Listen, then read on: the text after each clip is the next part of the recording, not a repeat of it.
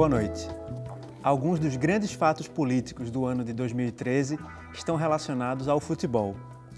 Fora das bilionárias arenas construídas para a Copa do Mundo, o povo se reuniu para reivindicar escolas e hospitais com padrão FIFA. Já dentro do campo, os atletas protestaram por mudanças no calendário de competições e pelo pagamento do que é devido a eles pelos clubes. Fora do estádio, os manifestantes dizem: não vai ter Copa. Dentro, os atletas dizem: vai ter greve. No Opinião Pernambuco de hoje, a gente vai conversar um pouco mais sobre essa relação entre futebol e política no Brasil. Participam do programa Ivan Moraes Filho, que é jornalista e integrante do Centro de Cultura Luiz Freire. Também está conosco Túlio Velho Barreto, que é pesquisador da Fundação Joaquim Nabuco, a Fundage. O público pode participar pelo telefone 3423-6836, pelo e-mail opiniãotvu@gmail.com e pelas redes sociais Twitter e Facebook. Boa noite. Obrigado pela presença de vocês aqui no Opinião Pernambuco. Uma opinião diferente para falar sobre futebol. Acho que faz algum tempo que a gente não discute esse tema. Queria começar com uma pergunta mais genérica, assim. Na opinião de vocês, no futebol brasileiro, falta democracia? Falta alcançar as conquistas que o país, de um modo geral, conquistou nos últimos 20, 25 anos? Ivan, podendo começar. Antes de tudo, obrigado pelo convite. E curioso a gente estar aqui para discutir política e futebol, né? É dois temas que se diz, não se discutem, não se né? misturam, né? E naturalmente precisam ser discutidos, né? Faz muito tempo que a gente não bate um papo desse sobre futebol com a perspectiva da política. Naturalmente, o futebol no Brasil, ele jamais foi democrático, né? Ele sempre foi controlado de forma autoritária, de forma muito proprietária, né? Para usar um termo da modernidade, de forma muito proprietária. Os donos dos clubes, né, que se tornam os presidentes dos clubes, que tratam aquele patrimônio como se realmente fosse uma coisa pessoal. As federações nunca foram democratizadas, vivem num período praticamente feudal, ligadas a uma CBF totalmente arbitrária, que é ligada a uma FIFA que a sede se localiza na Suíça, não é pela grande tradição futebolística daquele bravo país europeu. Apesar de eles serem cabeça de chave, né, na Copa do ano que vem. Mas porque a Suíça é um dos países que mais permite a questão do suborno, centro financeiro, esconder divisa, conta numerada.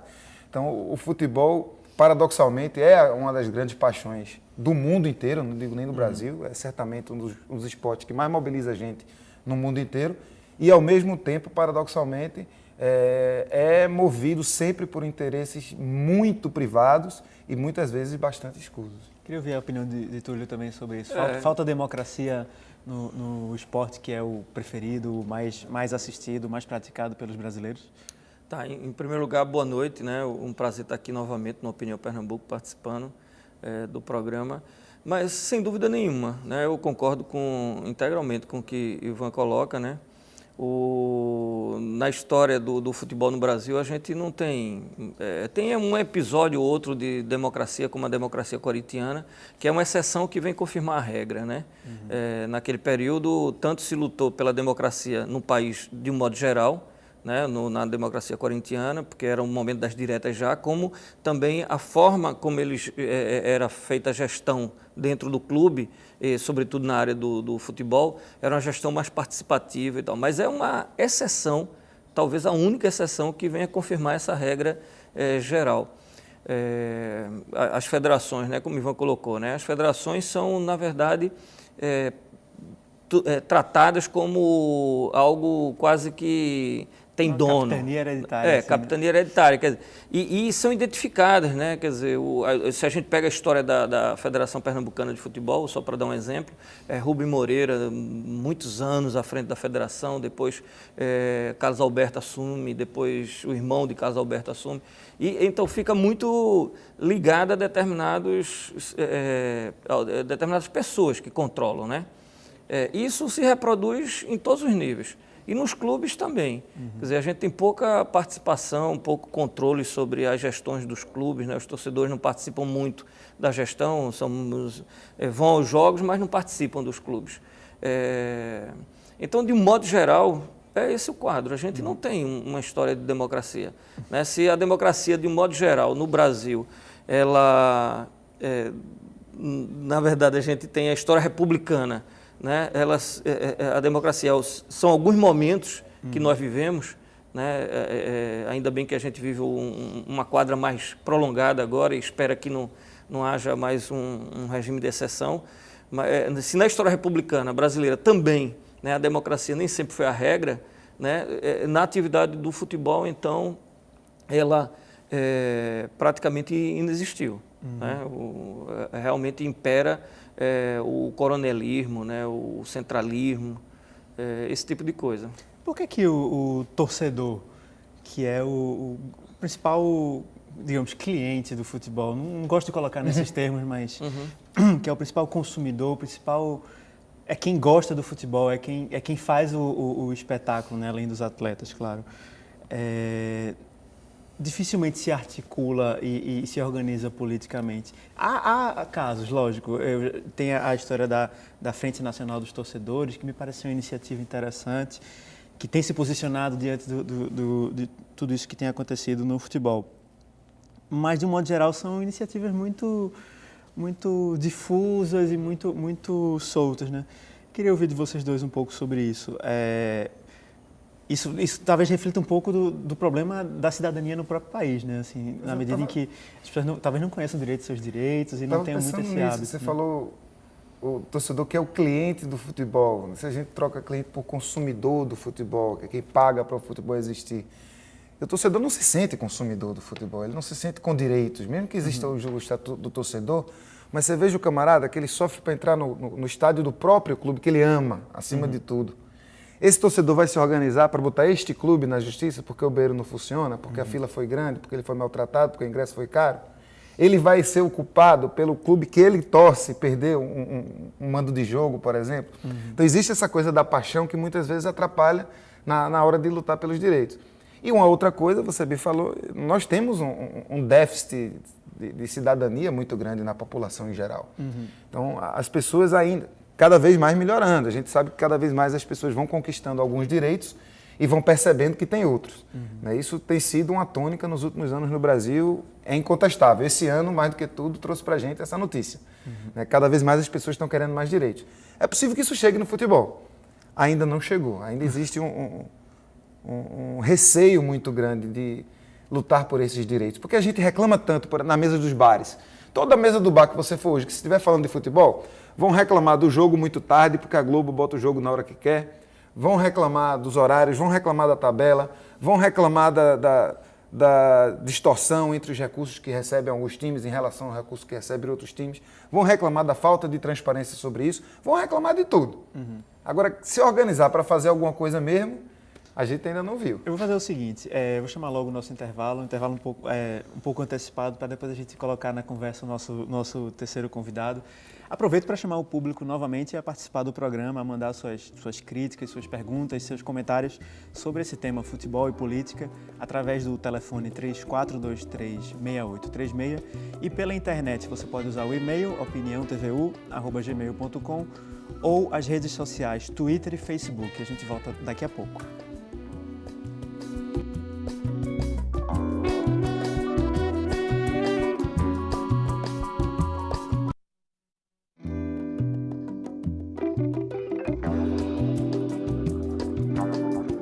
Estamos de volta com a Opinião Pernambuco. O nosso tema de hoje é futebol e política. Temos 3 convidados hoje.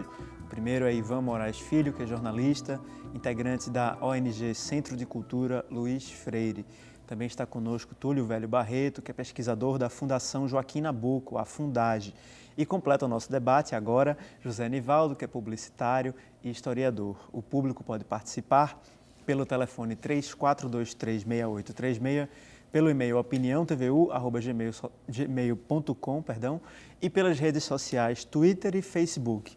No primeiro bloco, eu fiz a pergunta aos nossos 2 convidados e queria fazer para José Nivaldo também uma pergunta mais ampla e geral. Falta democracia no futebol brasileiro? Falta democracia no esporte brasileiro de um modo geral e no futebol mais especificamente? Olha, eu vou talvez até discordando um pouco de Ivanzinho, permite tratar assim, e o grande Túlio, figura respeitabilíssima da intelectualidade nordestina e brasileira. dizer o seguinte, eu não acho que falta democracia, não. Futebol não é para ter democracia, não. Entendeu? Marx tinha uma frase que eu considero lapidar. Tudo que o capitalismo toca transforma em mercadoria. Então o futebol não passa, como as igrejas, como os movimentos culturais, como todo o resto que é envolvido pelo capitalismo, não passa de uma mercadoria. Na Europa, eles já resolveram esse problema. Futebol é coisa de dono. Tem dono, os clubes têm dono e tem torcida, que são os consumidores, digamos assim, do primeiro escalão, os consumidores privilegiados, aqueles que torcem pelo time, se esbaldam, se esfalfam, gritam, fazem o que eu faço pelo meu querido Santa Cruz, né? Por times que são propriedades de magnatas russos picaretas ou de sheiks também picaretas do petróleo. É isso, o time tem dono. O meu querido Barcelona, eu digo querido porque eu torço pelo Barcelona desde antes de nascer. Eu torço pelo Barcelona desde a Guerra Civil Espanhola, quando o Barcelona foi o time que resistiu ao franquismo, enquanto o Real Madrid era o time que apoiava o franquismo. Então eu sou Barcelona desde antes de nascer. Desde antes de ser Santa Cruz eu já era Barcelona. O presidente do Barcelona não passa de um picareta, um bandido, um ladrão, metido em tudo quanto é ladruagem, inclusive com Ricardo Teixeira, com a seleção brasileira, com esses amistosos. Quando você vê uma coisa que parece safadeza, tem jeito de safadeza, mia como safadeza, pode ter certeza, é safadeza. Quem é o dono do Santa Cruz, que é o clube que o senhor torce, por exemplo? O Santa Cruz não tem dono, como os clubes brasileiros todos. Alguns se tornaram capitanias hereditárias. Por quê? Porque os clubes brasileiros vieram de outra legislação. Os clubes brasileiros não são empresas, nem são instituições. São um meio do caminho, ou seja, um meio de coisa nenhuma. Esse, para mim, é o principal problema do futebol brasileiro como um todo. Os clubes não têm dono, não são entidades públicas, nem são empresas privadas. Resultado, não pagam impostos, não têm responsabilidade, botam leis que não são cumpridas e viram essa coisa de ninguém. Inclusive, criam a ilusão de que são propriedade da torcida dos seus próprios clubes, quando na verdade não são. Mas também não são coisas privadas. Então, os clubes brasileiros são entidades amorfas que não assumiram a sua condição de empresas. Não são empresas. Então, no caso específico do Santa Cruz, o Santa Cruz é daquele que consegue ser aventureiro a ponto de assumir a presidência ou consegue ser altruísta a ponto de assumir a presidência. Queria ouvir um pouco dos nossos outros convidados a respeito dessa polêmica posição. Há essa crítica de setores da sociedade que estudam e que acompanham e que são fãs do futebol sobre essa guinada, essa transformação do futebol como um esporte popular e de massa nesse futebol negócio, né, no futebol empresa. E acho que é um pouco da posição de José Nivaldo, né, de que falta uma iniciativa desse tipo no nosso futebol. Queria ouvir um pouco a posição... Você me permite só uma definição. Falta uma definição. Ou é empresa, ou é instituição. Se é instituição, tem que ser tratado como instituição. Se é empresa, tem que ser tratado com a regra da empresa. E no futebol brasileiro, os clubes são um limbo, ficam no limbo entre uma coisa e outra. Eu queria ver, por exemplo, de Túlio, que é um pesquisador dessa área do futebol, o que ele pensa sobre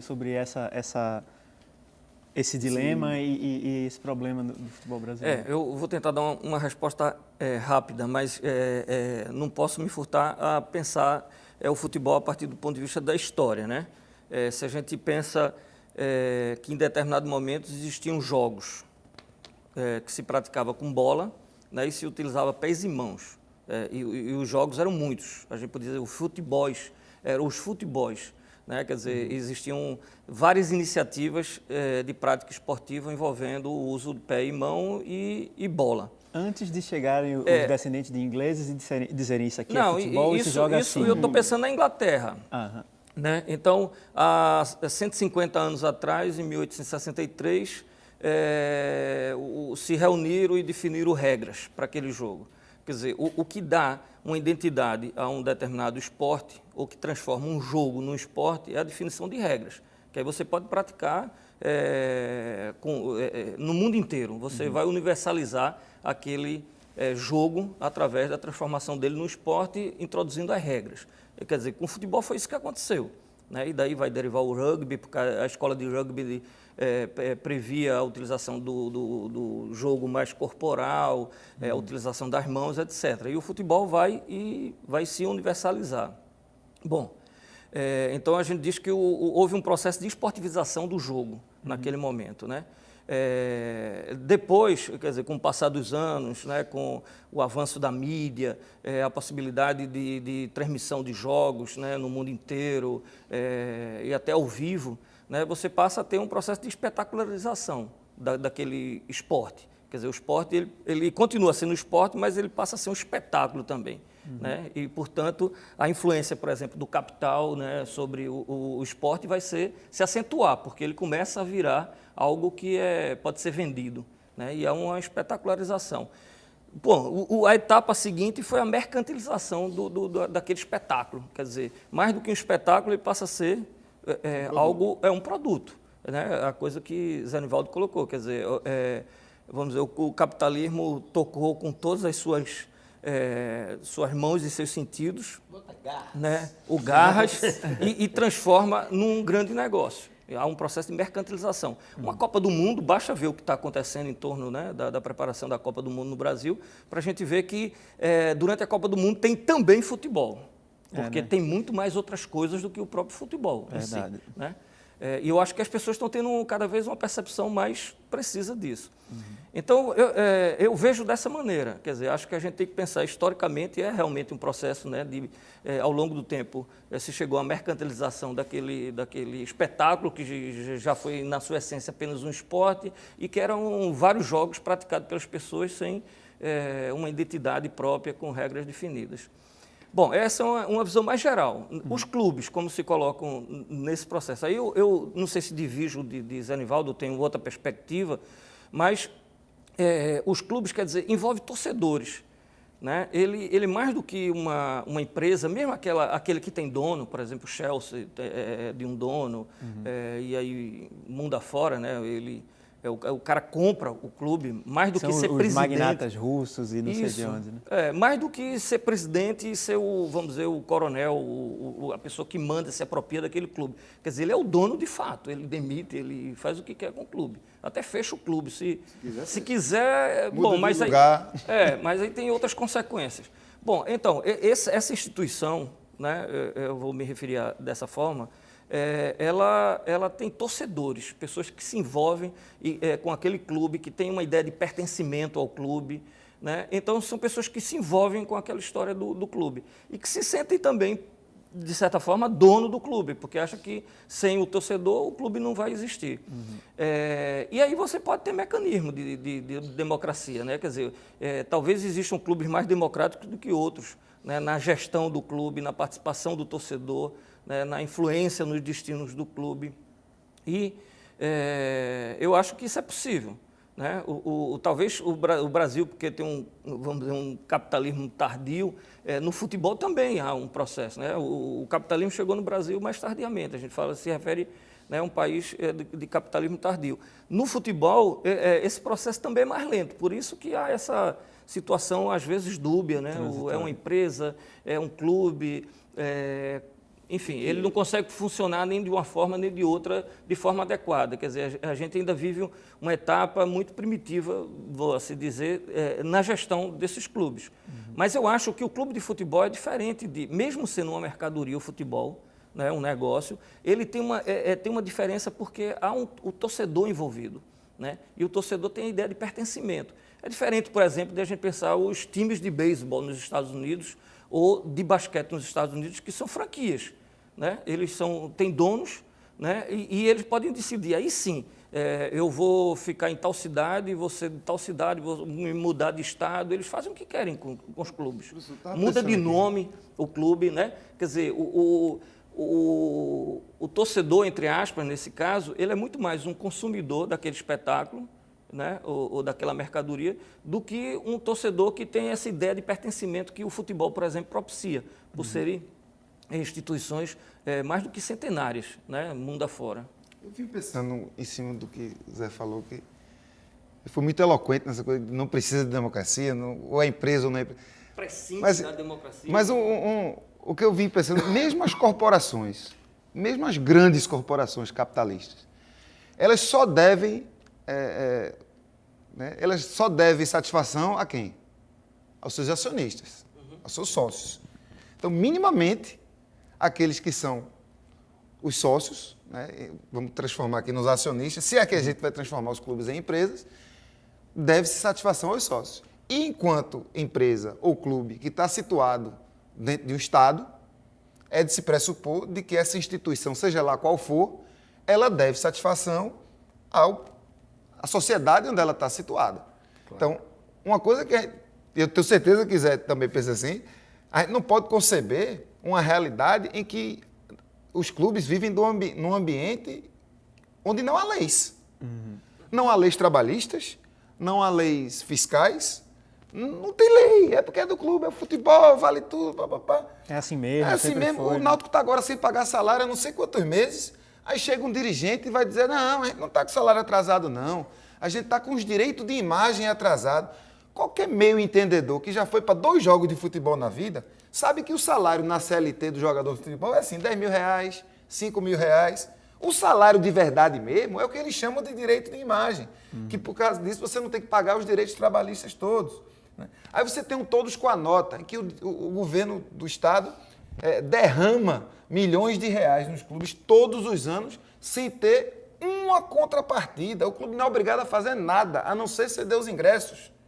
Quer dizer, não precisa estar com a situação fiscal regularizada, não precisa fazer nenhuma promessa que vai regularizar nada, não precisa pagar o jogador em dia, não precisa nem limpar o banheiro do clube. Não tem uma contrapartida para a sociedade, o todos com a nota. Entenda, eu como torcedor do esporte, fico muito contente quando eu vou para a Ilha do Retiro e vejo aqui bancada lotada pelo todos com a nota. Não estou dizendo que o governo não tem que fazer a sua parte para poder lotar os estádios, fazer do futebol a festa bonita que é.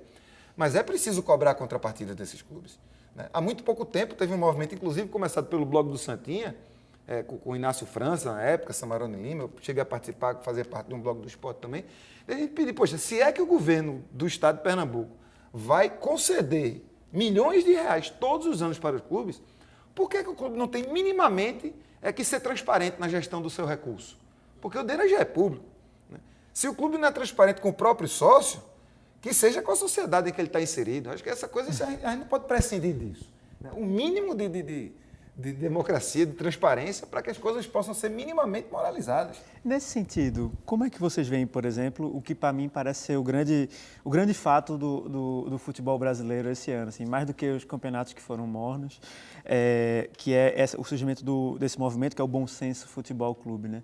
E na pauta deles, entre outras coisas, está o que eles chamam de fair play fiscal e fair play trabalhista também, né? Assim, e me parece que desde a democracia corintiana, a qual o Túlio se referiu lá nos anos 80, ainda na época do final da ditadura, não surge um movimento da parte dos atletas com tanto fôlego para reivindicar essas mesmas coisas que eu acho que Ivan coloca. Queria ver um pouco da avaliação de vocês sobre a importância, o impacto e os limites também de um movimento desse tipo. Porque também acho que, me parece que, em certas questões, ele não toca, ele ainda não teve a ousadia de mexer. A gente podia começar com José Nivaldo. Veja, indo à história e ao passado. A democracia corintiana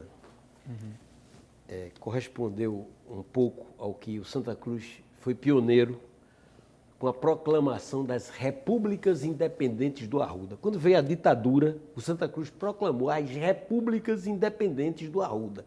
Era uma forma muito sutil de contraposição, né? Aquele regime militar, muito sutil. Né? Depois veio a democracia corintiana, uma coisa mais objetiva, que não prosperou porque não encontra ambiente no conjunto, né, da atividade esportiva favorável. Hoje em dia, esse movimento, que é um movimento pioneiro, é ridiculamente pioneiro. Porque está reivindicando uma pauta De 100 anos. de 10 anos, 15, 20, 30 anos atrás. É uma coisa que na Europa já se pratica, não como beneplácito, se pratica como uma coisa racional, ou seja, algo voltado para o resultado.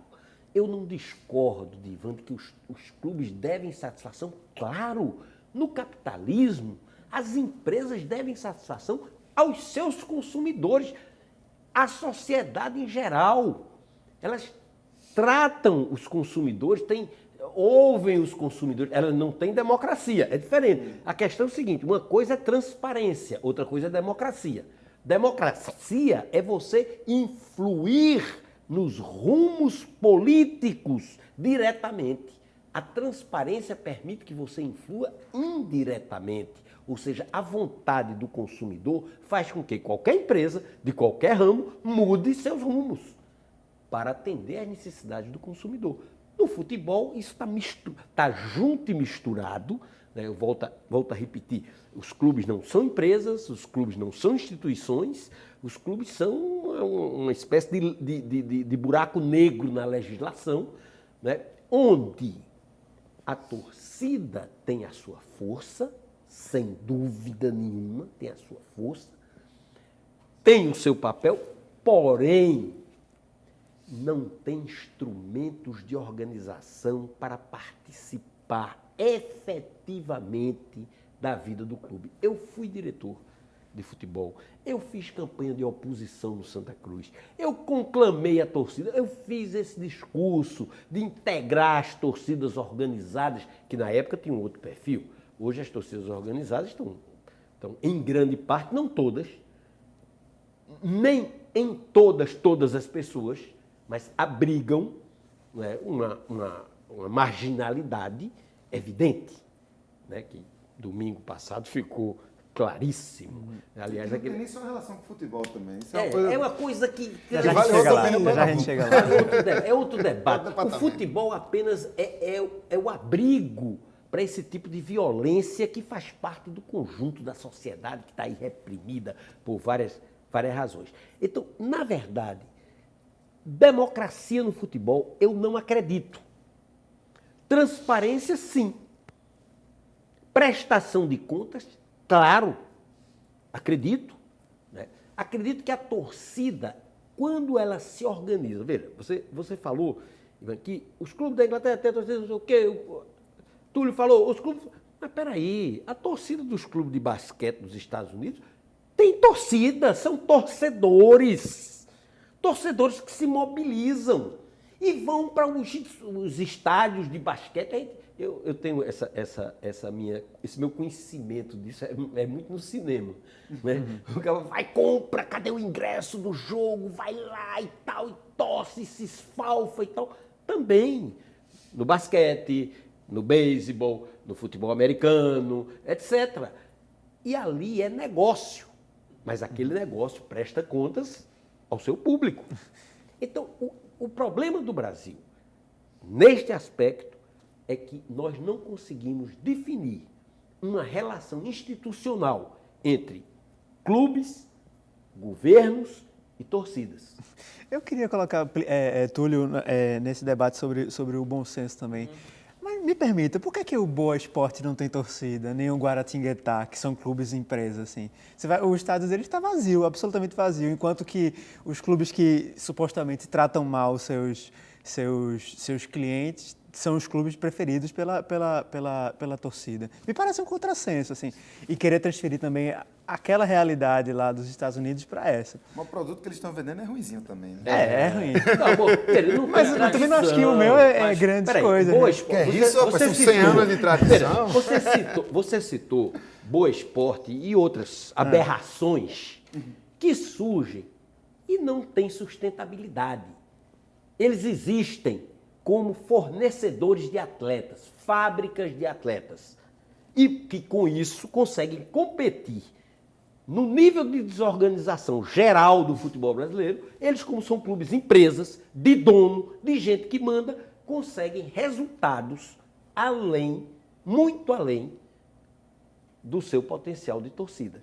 E cria essa aberração. Mas isso não vai durar muito tempo, não. Eu já vi São Caetano, já vi não sei o quê. Muda de nome, daqui a 2 meses vai para outra cidade, vira outro clube. Túlio, fala um pouco sobre o Bom Senso Futebol Clube, a importância disso no contexto atual do futebol brasileiro. Veja só, eu acho um movimento extremamente importante, né? Eu acho que é um movimento que tem muitas limitações. Quer dizer, os próprios jogadores que estão à frente do movimento ainda não se deram conta, eu acho, totalmente da força que eles podem ter. E enfrentam essa estrutura do futebol brasileiro, né? Que é uma estrutura, bom, a gente já se referiu aqui, né? Controlada por poucos, né? Que o jogo de interesse, né? Como o futebol envolve multidões, o jogo de interesse e a influência da política, por exemplo, partidária, né? De pessoas que disputam cargos, etc., é muito grande. Então, o futebol é usado pela política o tempo todo, né? Então, a estrutura é uma estrutura difícil de ser enfrentada, né? Então, os jogadores eles ainda estão apanhando um pouco, por exemplo, essa coisa o primeiro protesto, né, de cruzar os braços antes do jogo, foi uma coisa que criou um choque enorme. Depois, a repetição disso, ou ficar sentado, ou ficar tocando a bola, já não causou tanto impacto. Quer dizer, o salto de qualidade na contestação, na forma de protestar em defesa dos seus direitos, não avançou muito. Mas, para essa história toda que a gente tem no futebol brasileiro, já significou um avanço que esses jogadores se reúnam e que comecem a colocar na pauta, na agenda do futebol, discussões que são discussões antigas, né, são direitos já conquistados na Europa, etc., mas que no Brasil, vamos dizer, esse capitalismo tardio, né, até para usar essa expressão, se a gente faz uma analogia com o futebol, quer dizer, também tardiamente as conquistas vão ocorrendo, né? Só que eu achei Mas belíssimo. Conclua. Não, então, mas é um movimento que tem uma importância, porque, por exemplo, quando ele discute, e é o que os jogadores dizem, né? Quando eles discutem, a gente precisa ter um calendário racional, que não dá para ficar jogando do jeito que joga, porque senão há uma, precisa ter férias, precisa ter uma pré-temporada e precisa ter qualidade. Naquele, já que é um espetáculo, já que é uma mercadoria, né? Então, para a gente ter qualidade naquilo ali, tem que ter uma preparação adequada, né? E tem que jogar uma vez por semana, né? Ou no máximo 2 vezes, mas não o ano todo, né? Só quando tiver campeonatos paralelos que estão sendo disputados no primeiro semestre, no segundo. Quer dizer, introduzir racionalidade, até para que aquilo renda mais para quem está ganhando dinheiro. Mas há uma visão de que você tem que tirar a última gota de suor do jogador, né, que é muito bem pago no Brasil, quer dizer, uma minoria, mas cada vez mais bem pago. Né? Tem jogador ganhando 700 mil e tem jogador se negando a vir jogar de volta no Brasil, como Diego dos Santos, né? Que foi do Santos. O Santos fez uma proposta de 500 mil para ele vir jogar e ele não está aceitando. E Conca está vindo por 700 mil, quer dizer, por mês. Né? Por mês, é uma loucura. Então, tem um grupo pequeno que ganha muito. Agora, se esses jogadores ganham muito, imagine quem controla esse negócio chamado futebol, quanto não está ganhando para que eles ganhem dessa forma. Então, eles estão querendo fazer valer aquilo que acham que tem direito. Então, a estrutura é uma estrutura arcaica, né? Os jogadores estão começando a se mobilizar e defendendo questões que são básicas. Então, eu acho que é um movimento que tende a prosperar. Né? Acho que no próximo ano, a coisa da Copa do Mundo aqui, a visibilidade e até os acontecimentos das ruas desse ano no Brasil, sobretudo aqueles acontecimentos de junho, né? teve o ápice lá no dia 20 de junho desse ano. Tudo isso eu acho que está criando no jogador, de certa forma, uma consciência, eu não gosto muito de usar essa palavra, mas, enfim, uma visão melhor de como ele também pode ser parte, né, da solução dos problemas envolvendo o futebol. Isso traz a discussão sobre a ampliação dos espaços democráticos no futebol. Eu vou passar a palavra para Ivan, mas só depois do intervalo, que a gente tem que fazer outro break. E a gente chama o público novamente a participar do programa pelo telefone 34236836, pelo e-mail opiniãotvu@gmail.com e nas redes sociais Twitter e Facebook. Em 2 minutos a gente volta.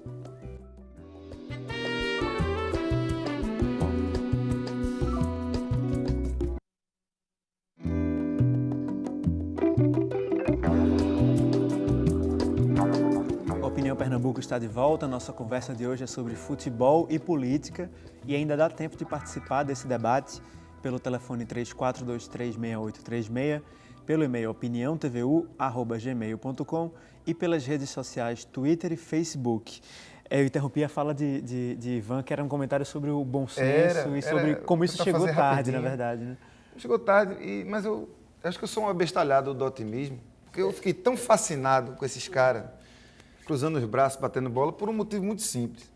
Eles conseguiram colocar em pauta um assunto que dos adversários nesse assunto era a rede de televisão que filma o campeonato e que nunca colocaria isso na pauta. Então, eles, através de um ato ao vivo, que a Globo não podia botar as câmeras para arquibancada, eles não podiam chamar comercial, era impossível, estava lá na cara de todo mundo. E aí, eu, por ser um abestalhado otimista, eu fico pensando, se os caras conseguem fazer isso, e se eles conseguem aprender mais, e dialogar mais, e se reunir mais, e compreender mais, esses caras têm uma força, como você mesmo falou, professor, que extrapola o futebol, nós mesmos não compreendemos a força do que é um campeonato brasileiro chegar a dizer, nós vamos parar se não pagar o salário dos meninos do Náutico. Quem diz isso pode dizer, nós vamos parar se não acontecerem determinadas mudanças nas cidades, se o Congresso não for mais transparente. Eles podem fazer isso, eles têm força para fazer isso. Os jogadores falando mobilizam milhões de pessoas no Brasil todo. Então, quando eu vejo os caras, eu vi na televisão e vi no campo também, quando eu vejo os caras parando, tocando bola, sentando, isso obrigatoriamente sendo filmado no ano antes da Copa do Mundo, aí eu fico, poxa, dá para fazer alguma coisa aí. Não é possível que alguma coisa não possa caminhar. Né? Queria trazer muito bonita essa parada toda. Um pouco da participação do público. A primeira pergunta que chegou para mim foi de João Fernando, do bairro do Derby. E ele dirige a pergunta para José Nivaldo. O senhor acha que é responsabilidade da Polícia Militar promover a segurança nos eventos esportivos do Brasil? Isso tem muito a ver com essa polêmica do último domingo, lá em Santa Catarina. Eu tenho opinião formada e firmada sobre isso. Não. O promotor disse, né, que era um evento privado e que, por conta disso, não deveria ter a polícia, que é uma força pública, dentro do estádio, que a segurança devia ser provida pelos agentes privados que lá estavam. Aí ele queria saber a sua opinião. Vou responder novamente. Tenho uma opinião clara e firmada sobre isso. Não. A presença da polícia nos campos de futebol é um resquício de uma época em que não havia nenhuma distinção entre o público e o privado. Certo? E até de uma época da ditadura onde a polícia entrava em campo para baixar o cacete do torcedor, independente de conflito e de qualquer coisa. Bastava ter qualquer negócio. Eu assisti muitas vezes e me indignei muitas vezes. Espetáculo. Veja, é onde entra a história do capitalismo. Espetáculo é espetáculo. Quem não tem competência não se estabelece. Quer fazer, tome conta, né? Quer fazer, tome conta. O estádio é privado. Não tem que ter polícia dentro do estádio. Como não tem que ter polícia dentro de casa de show. Como não tem que ter polícia dentro do Chevrolet Hall. Não tem. Quem organiza o espetáculo tem obrigação de organizar a segurança do espetáculo. A polícia já tem trabalho demais. Cumpre de menos a sua função de garantir a segurança nos espaços públicos. Nos espaços privados, a responsabilidade é de quem manda o jogo. Se não tem competência, desmande o jogo e entregue o mando de campo. Vocês concordam com essa polêmica, com essa não presença da polícia, que é uma força pública, dentro dos estádios que são particulares? Eu vi até um comentário no rádio hoje que devia assim, a polícia devia ganhar alguma coisa para fazer isso, mas a polícia não está à venda, ela não pode ser alugada, contratada. Né? Existem empresas de segurança que ganham coisas para isso. Pois é, eu queria ver Você pode contratar. a opinião de Túlio sobre Está isso. no mercado aí. Né? Não, eu concordo com o Zé Nivaldo, não tenho dúvida. Eu acho que a segurança deve ser uma segurança privada, né? E deve ser responsabilidade desde a federação até o clube. Né? A federação que organiza o campeonato, só tem aquele jogo porque ela organiza o campeonato. E os clubes mantêm seus estádios. Né? Ou, mesmo que seja o estádio público, né? Ele é o mandante naquele estádio. Né? E hoje, cada vez menos, a gente tem esses estádios públicos. Ou público, mas gerido por grupos privados, como, por exemplo, o Maracanã. Né? Então, então, eu penso que não deve ser. O grande problema nessa história é o quanto há de irresponsabilidade. Né? Esse último jogo agora, domingo passado, entre o Vasco e o Atlético Paranaense, é isso. Quer dizer, uma desorganização completa, uma segurança despreparada para atuar completamente.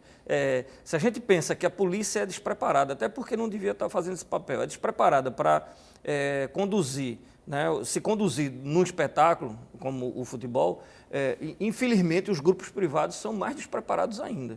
Né? O quantitativo é insignificante, né? O que tinha domingo lá no estádio era insignificante. Né? Na verdade, aquele é o jogo que devia ter sido suspenso, né?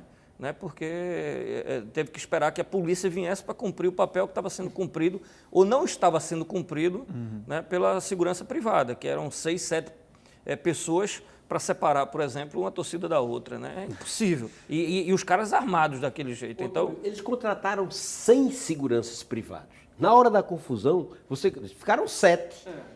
Os outros caras sumiram, desapareceram. Quer dizer, despreparo. Despreparo. Aí isso não justifica dizer, bom, mas se a polícia estivesse lá e tal, muitas vezes você tem um policiamento ostensivo nos estádios e não dá conta. Nós já do vimos que ocorre tragédias lá. muito parecidas com polícia dentro do estádio.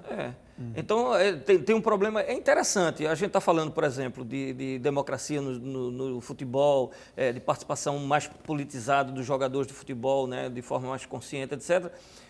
E a gente já falou rapidamente, assim, citou torcidas organizadas, o que demonstra que grupos de torcedores, às vezes, se organizam. Né? E pertencem a um determinado clube e organizam. O grande problema é para o que eles se organizam.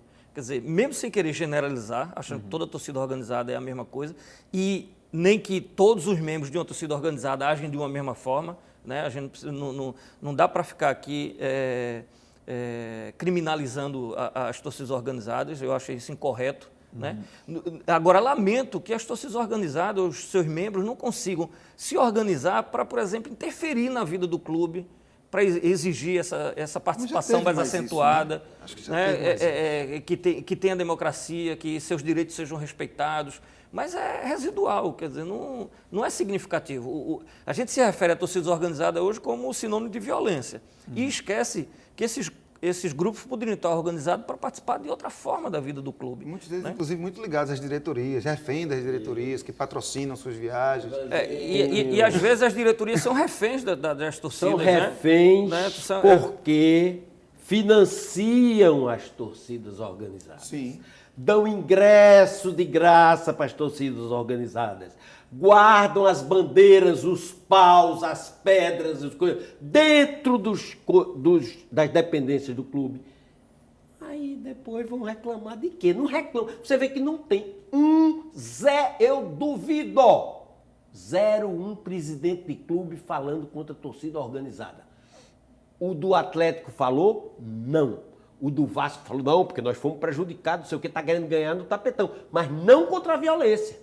Ele está querendo ganhar os pontos do jogo. Porque ele está quase achando bom aquilo ali. Ele está querendo ganhar os pontos porque ele financiou grande parte daqueles 1.500. Provavelmente financiou os 40 ou 50 violentos que estavam ali infiltrados. Porque aquela briga de domingo foi interessante. Você vê que quem partiu para a briga foram os safados e covardes torcedores do Atlético que invadiram a área do Vasco e não esperavam que o Vasco tivesse levado 50 ou 40 ou 60 safados e preparados igual a eles e deram neles lá dentro.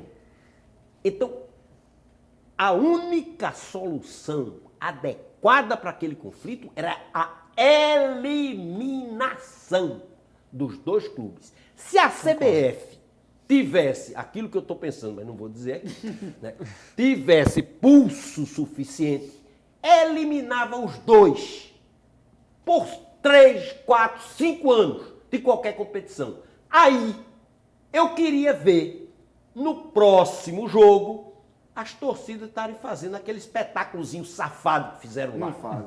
Gente, Não falta... Ou seja, covardia de cima. Se você abaixo. disser que o time vai perder um ano de campeonato, acabou-se, rapaz. Uma confusão. Tem algumas outras participações do público, a gente tem só 5 minutos. Tem pergunta de sim ou não, a gente vai. Sim, não. Letra A. Cineide Moraes, da Madalena, pergunta: até que ponto os times de futebol representam a sociedade? Acho que ela fala, talvez com base nessa coisa, nesse caráter meio difícil e instável dos clubes, se isso não reflete, de certa forma, a própria vida brasileira de um modo geral. Não sei se alguém... É uma análise um pouco complexa para se fazer em tão pouco tempo. Né? Se representa nesse sentido, se é uma síntese do que é na sociedade, por exemplo, a violência que existe nos estádios, né? Existe em todo canto. Né? Na verdade é isso. Essa mistura do público com o privado também. O público e o privado, o patrimonialismo, né? o coronelismo na gestão do clube, corrupção, né? Tudo isso existe. Futebol, no caderno de esporte do comércio, eu dizia que eu gostava de trabalhar com futebol, porque dentro do caderno de futebol eu cobria política, economia, sociedade, cultura. É verdade. Porque está tudo ali dentro naquele bolo ali do futebol. É verdade. Termina sendo uma síntese um pouco das relações sociais, né, econômicas que existem na sociedade. Luiz Maia, do Rosarinho, diz que o movimento Bom Senso foi criado de fora para dentro, visando atingir os objetivos de apenas 12 times, ou seja, é um movimento elitista. A minha interpretação é de que ele, na verdade, é um movimento dos atletas e não dos clubes exatamente. Mas pode ser que ele esteja falando de atletas de poucos times. Ah, sim. Agora, talvez. Se a gente pensar o seguinte, todos os times que participaram da Série A protestaram. Né? Nenhum time deixou de protestar. Se recusou a protestar. Né? Em alguns jogos até não aconteceram protestos, mas por outras razões. Mas esses clubes já tinham participado de protestos em outro momento. E eu acho que é uma injustiça com relação ao bom senso, tentando caracterizar dessa forma, não que o telespectador esteja fazendo, mas já vi muitas pessoas falando, é um movimento de elite e tal, não está preocupado, por exemplo, Ronaldo falou, não está preocupado com o futebol feminino, aí o outro falou que não estava preocupado com os clubes da Série D, quer dizer, eu estou vendo outro discurso, né? Eu estou vendo o discurso do bom senso, que as medidas atinjam todas as séries, inclusive a ampliação da quantidade de jogos daqueles que jogam muito pouco. Porque é aquela ideia. Eles falam, o Paulo André do Corinthians fala claramente isso, a Alex, o Sidoff. Então, quer dizer, tem clubes que jogam demais e tem clube que joga de menos. Então a gente precisa chegar a um equilíbrio.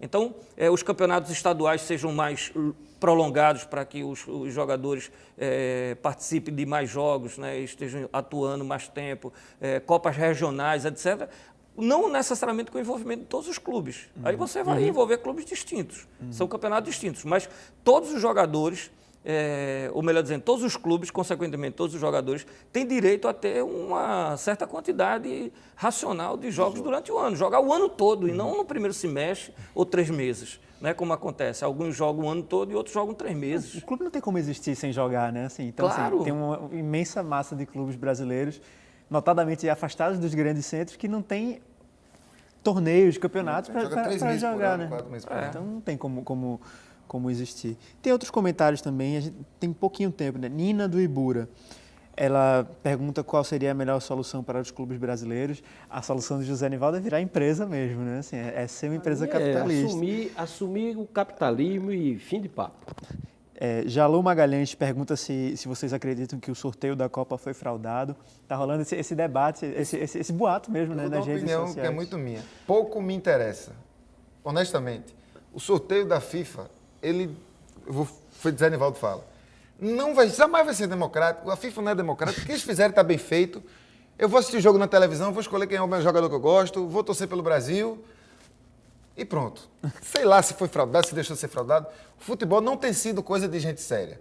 Então eu não vou estar esperando da FIFA que seja um exemplo de transparência. Eu já sei que ela não é. Então, do jeito que ela quiser fazer sorteio, faça. Eu vou assistir o jogo Eu não se eu entendi quiser. nada daquele sorteio, não sei quantas bolinhas daqui, junta com Mas essa. isso é irrelevante, isso é completamente irrelevante. Eles podiam me enganar muito facilmente. Aparentemente, aparentemente não vejo possibilidade de ter manipulação. Porque sai ali. um vídeo aí que o cara Mas, bota a mão enfim, por baixo, aí a teoria da É, conspiração. não vi, realmente. Posso até mudar minha opinião. A princípio, eu acho que não. Acho que os problemas são outros. É a mesma e coisa. muito será mais que a sérios Copa do da que França foi manipular roubada? No Brasil? sorteio. Sei lá. Foi. Olha, Copa do Mundo. Copa Acabou do nosso Mundo tempo. deixou de ser um torneio. Infelizmente, a opinião fica por aqui. Muito obrigado pela participação e até o próximo programa.